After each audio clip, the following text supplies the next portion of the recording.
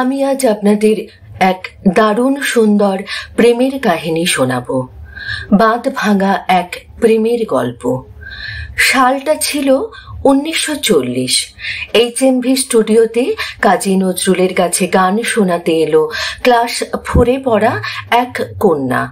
স্টুডিওতে সহকারীদের দিকে ঘুরে কবি বলেছিলেন, আজ আমার কি ভাগ্য দেখো, একজন মুসলিম মেয়ে আমাকে গান শোনাতে এসেছে।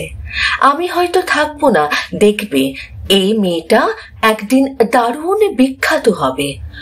পূর্ব বাংলার এক জমিদার কন্যা, মা দীর্ঘদিন আরব দেশে কাটিয়েছেন। এক প্রজন্মের বাঙালি মা বাংলার সঙ্গে আরবি ফার্সি গানও গাইতেন, আর জমিদার বাবা গাইতেন রবীন্দ্রনাথ অমল ধবল পালে।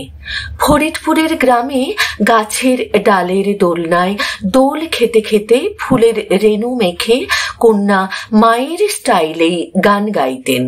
তাই তো তার বেশ কিছু গানে শব্দ নিয়ে খেলার প্রবণতার মধ্যে ফুটে ওঠে ওই দূর বিদেশিনীর গল্প। ফিরোজা বেগম ফরিদপুরের মেয়ে হলেও কলকাতার সঙ্গীত সংস্কৃতির অঙ্গ হয়ে উঠেছেন দীর্ঘদিন। তাকে কি কোনো বাড়তি সম্মান দিয়েছে এই বাংলা? দেয়নি।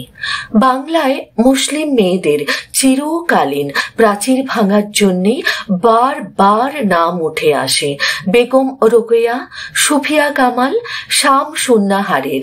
কিন্তু ফিরোজা আসার আগে সত্যিই কোনো বাঙালি মুসলিম তরুণী গানে গানে মাতাতে পেরেছে গঙ্গা, পদ্মা, মেঘনার আকাশ বাতাস? আফসোস শুধু একটাই, ফিরোজা বেগমের পরে এপার বাংলা থেকে আর কোনো মুসলিম গায়িকা উঠে এলেন না। আর শুধু গানের জন্যই বা তাকে মনে রাখতে যাব কোন দুঃখে? ফিরোজা বেগম সাংস্কৃতিক প্রাচীর ভাঙার সাথে সাথে দুই বাংলার সামাজিক সংস্কারও যে ভেঙে উড়িয়ে দিয়েছেন। কিংবদন্তি সুরকার কমল দাশগুপ্তের সঙ্গে তার প্রেম, বিয়ে এবং সংসারের ইতিবৃত্ত সার্থক প্রেম কাহিনী দুই বাংলার ইতিহাসে সেরাদের সেরার তালিকায় থাকবে, যার সঙ্গে পাল্লা দিতে পারে শুধু নজরুল ও প্রমীলার প্রেম। স্টুডিওতে ফিরোজার প্রথম গান শুনে নজরুল ডেকে পাঠিয়েছিলেন কমল দাশগুপ্তকে। ধুতি এবং হাতা গোটানো শার্টের বাঙালি স্টাইল বলতে আমরা হেমন্ত মুখোপাধ্যায়কে বুঝি। ওটা আদতে কমল দাশগুপ্তের স্টাইল। প্রথম দর্শনে ফিরোজাকে পাত্তা দেননি কমল। অত ছোট মেয়ে, আর তিনি তখনই বাংলার সেরা সুরকারদের একজন। পরবর্তীকালে কমল বাবুর সঙ্গে ফিরোজার প্রেম ছিল কলকাতা ও ঢাকার এক অন্যতম চর্চার অঙ্গ। ফিরোজা কমলের তত্ত্বাবধানে প্রথম রেকর্ড করেন 12 বছর বয়সে 1942 সালে। দুজনের বিয়ে হয় 1956 সালে। কমল তখন 44 আর ফিরোজা 26।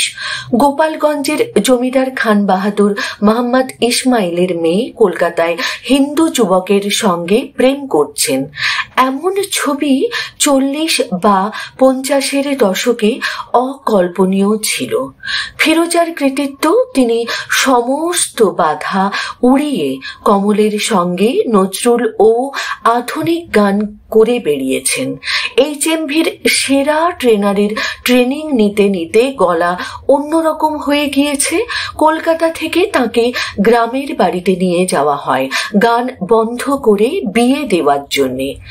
1 বছর ফিরোজা খাবার বন্ধ করে দিয়েছিলেন, গানও। অসুস্থ হয়ে প্রায় মারা যাচ্ছিলেন, তবু গান ছাড়েননি, কমলকেও না। বেশ গর্বের সঙ্গে বাঙালির প্রিয় বেগম বলতেন, বেগম রোকেয়া তার চারপাশে আত্মীয়দের অনেককে পেয়েছিলেন, আমাকে কিন্তু লড়তে হয়েছে একা। এটাই তার অশেষ কৃতিত্ব। কমলের কৃতিত্ব, প্রেমের জন্য তিনি তার বিশাল সাম্রাজ্য ছেড়ে চলে গিয়েছেন অন্য দেশে, ধর্ম ত্যাগ করে, নাম পাল্টে। কমল দাশগুপ্ত কমল ইসলাম হয়ে ঢাকায় কি সেই স্বীকৃতি পেয়েছেন কোনোদিন যা পেতেন মুম্বাই বা কলকাতায়? সেটা নিয়ে ভাবেননি তার ফিরোজার পাশে থাকবেন বলে। নজরুলের প্রায় 400 বিখ্যাত গান সুর করেছেন কমল দাশগুপ্ত, যদিও বহু লোকে জানে সেগুলো নজরুলের সুর। আর ফিরোজা সিনেমায় গান করব না এই গো ধরে রেখে তিনি নিজেই এক ইতিহাস।